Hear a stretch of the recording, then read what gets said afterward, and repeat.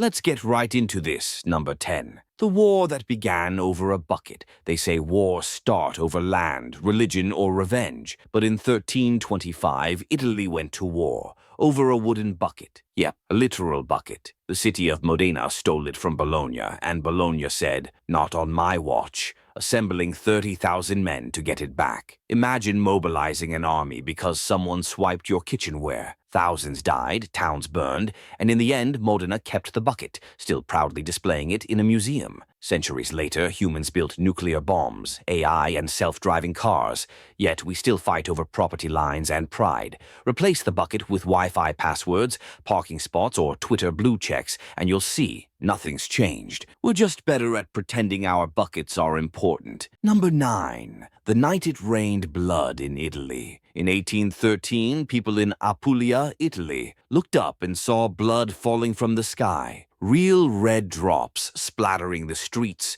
roofs, and the faces of terrified villagers. Church bells rang, priests panicked, and everyone assumed the apocalypse had finally RSVP'd. But turns out, it wasn't divine punishment. It was Sahara dust mixed with rain. Strong desert winds carried iron-rich sand thousands of miles, tinting the rain crimson. Science explained it later. But imagine living in a world without Google, and suddenly it's raining horror movie juice. Even today, we still call things miracles or omens until someone with a microscope ruins the drama. Humanity has always loved panic with poetic flavor. If it bleeds from the sky, it's God's wrath. If it bleeds from your nose, it's just Monday stress. Number 8. The day the sun vanished worldwide. 1816. Imagine waking up one morning and realizing the sun forgot to show up. That's what happened in 1816, the year without a summer. Crops died, snow fell in June, skies stayed dark for months. People thought Judgment Day was here, but the real culprit wasn't divine, it was Mount Tambora, an Indonesian volcano that exploded so violently it threw enough ash into the atmosphere to dim the whole planet. It was like the Earth put on sunglasses and forgot to take them off. Livestock starved, prices skyrocketed, and people literally ate moss to survive. Meanwhile, Mary Shelley was trapped indoors by the cold and decided to write Frankenstein. So yeah, the apocalypse gave us Gothic literature. Makes you wonder, maybe your worst blackout or rainy week is just the universe forcing you to create something legendary. Even the sun taking a break can spark human imagination. Number 7. The dancing plague that lasted months. In 1518, the people of Strasbourg started dancing and forgot how to stop. It began with one woman twitching in the street, and within days, hundreds joined her, flailing non-stop for weeks. No music, no festival, just pure, uncontrollable motion. Some collapsed from exhaustion, some died mid-spin. But the beat never existed. Historians still argue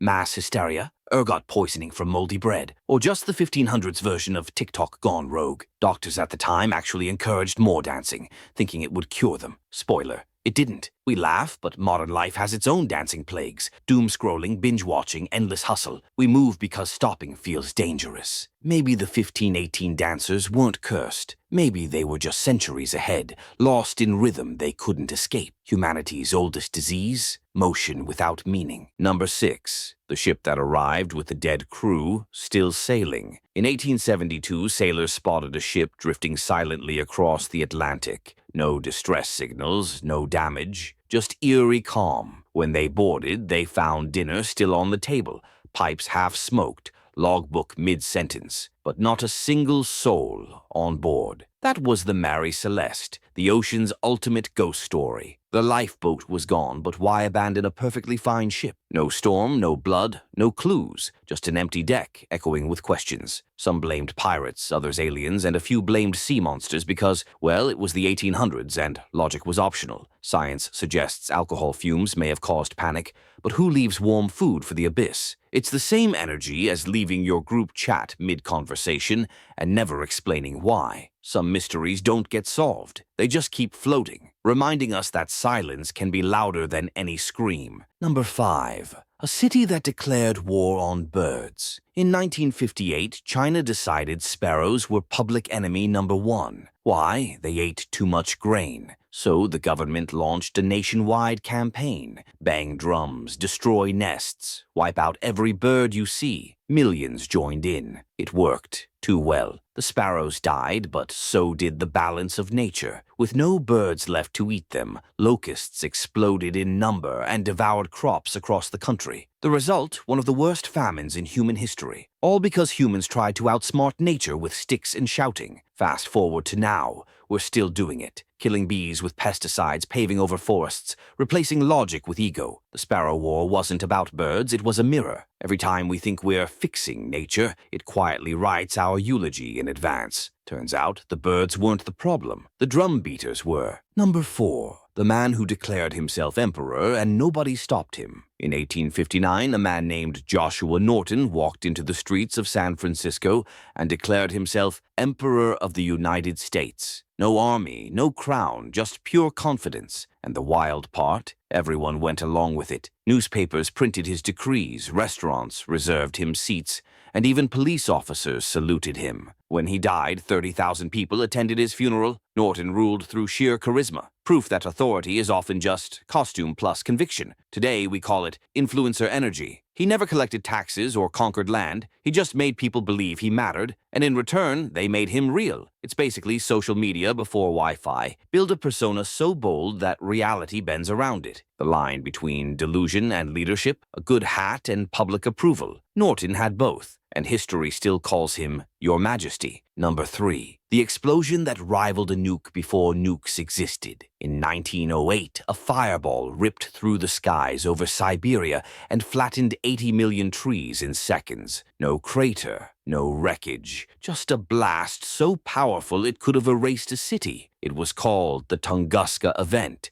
and for decades no one knew what the hell happened. People blamed aliens, angry gods, even Tesla testing death rays. Turns out it was a meteor that exploded midair with the force of a modern atomic bomb, without leaving a single fragment behind. Imagine camping and your whole forest just vaporizes. A century later, scientists still find scorched soil, but no answers big enough to match the chaos. It's comforting, in a twisted way, that Earth occasionally reminds us who's boss. We build nukes. Space just drops one for free. Nature's sense of humor is cosmic, and it doesn't need a launch code. Number 2. The time Australia lost a war to emus. In 1932, Australia declared war on birds. Not metaphorically, actual soldiers with machine guns were sent to wipe out emus that were wrecking wheat fields. The result? Total humiliation. The emus were too fast, too scattered, and too annoyingly alive. Bullets jammed, trucks overheated, and the birds simply ran circles around the army. After thousands of rounds fired, casualties on the emu side, minimal on the human side. Ego death. Eventually, the government just gave up. The birds won. To this day, the Great Emu War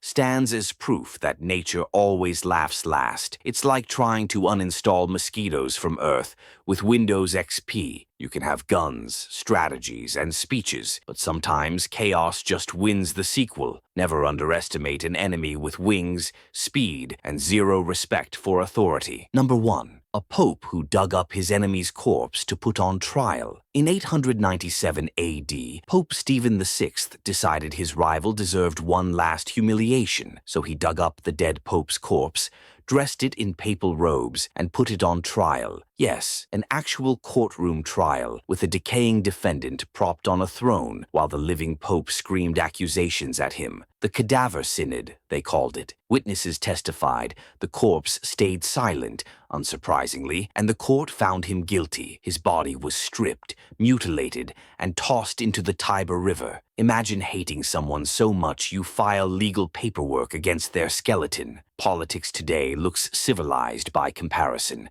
At least our debates stop before exhumation, but maybe not by much. History's weirdest trials prove one thing: power doesn't corrupt, it decays, and some people still can't let go, even after the other side already has.